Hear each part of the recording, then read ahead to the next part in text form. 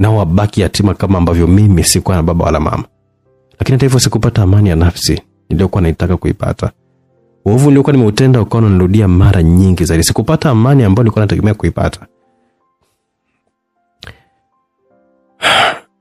Ilinipasa niende kuungama kanisani ili nipate amani ya moyo ambayo nilikuwa nimeipoteza kwa muda mrefu.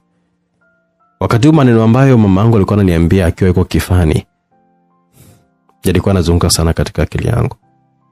Ndipo nikaona kuna haja ya kumrudia Mungu ambaye nilikuwa nimemwacha kwa uzembe kabisa.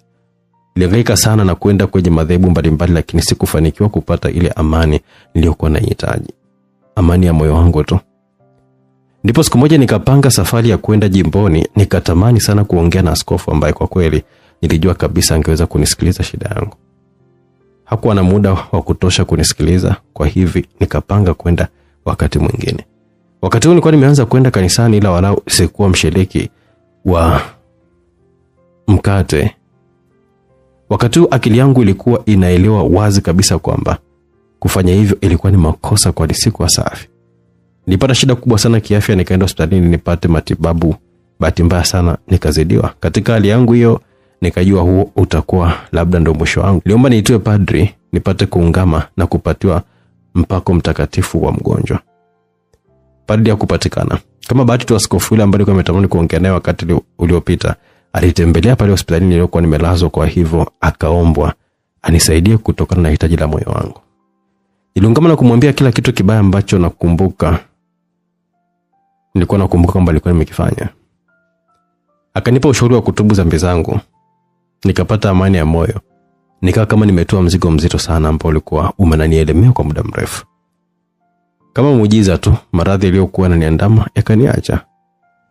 Nikaenda kwenye kituo cha polisi nikajishtaki kwa yote ambayo nilikuwa nimeyafanya katika maisha yangu. Kwa pamoja na kusamehewa dhambi, nilikuwa napaswa kulipa gharama za makosa nilikuwa nimeyafanya. Hii ilikuwa namna pekee ya kuweza kunifanya niwe na amani mara baada ya kujipatanisha tena na Mungu.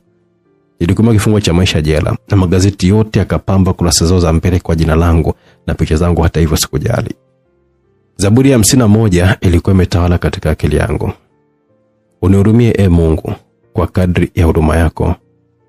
Ufute uovu wangu kwa kadri ulivyo na rehema nyingi. Unioshe kabisa kosa langu. Unisafishe pia dhambi zangu. Kwa maana nakili uovu wangu na dhambi yangu ipo daima mbele yangu. Nimekukosea wewe peke yako, nikatenda leo mabaya mbele yako. Ili uonekanike mwenye haki katika maamuzi yako, mwadilifu katika hukumu yako. Nami nimezaliwa katika kosa. Mama yangu amenipata katika dhambi. Nawe wapendezwa na unyofu wa moyo. Ndani ya moyo unanifundisha hekima. Uninyunyuzie maji nitakate. Unioshe niwe mweupe kuliko theluji. Unijalie kusikia furaha na shangwe. Mifupa ulioitweza ishangilie. Ugeuze uso wako usiangalie dhambi zangu. Ufute makosa yangu yote. Uniumbie moyo safi, Mungu. Utengeneze tena roho thabiti ndani yangu. Usinitupilie mbali na uso wako, wala usiniondoshe roho yako takatifu. Unifurahishe tena kwa wokovu wako. Unithibitishie roho karimu. Nitawafundisha waovu njia zako, na wakosefu watakuongokea. Uniokoe na adhabu ya damu, Mungu. Mungu mwokozi wangu. Ulimi wangu ushangilie haki yako, Bwana. Ufumbue midomo yangu na kinywa changu kitangaze sifa zako. Kwa maana upendezwi na dhabihu, na kama ningetoa sadaka ya kuteketeza hungeipokea. Mungu, sadaka yangu ni kutubu rohoni. Mungu, hutadharau moyo uliotubu na kunyenyekea. Bwana, utende Sioni wema kwa kadri ya wema wako, ili ujenge upya kuta za Yerusalemu.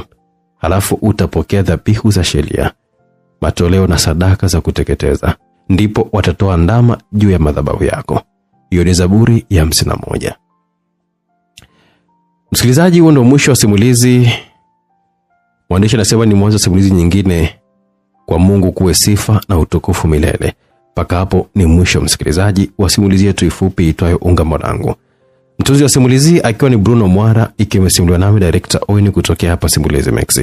Tukutane katika simulizi nyingine fupi wakati ujao. Bye bye.